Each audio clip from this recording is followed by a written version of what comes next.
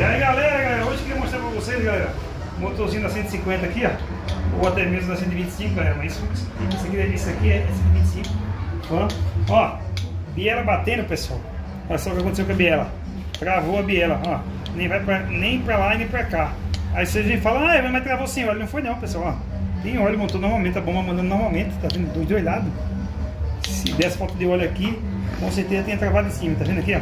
Mas aqui, galera, ó, deu uma alta temperatura aqui em cima, tá vendo? Travou a biela, juntamente com trava, pessoal, ó, acontece isso aqui, ó. Galera, antes de travar essa biela, galera, o motor apresenta um barulho, e travou com litro de óleo, ele apresenta barulho, que é um barulho de biela tipo canecano, e você não dá importância. A tendência do motor é chegar nesse ponto.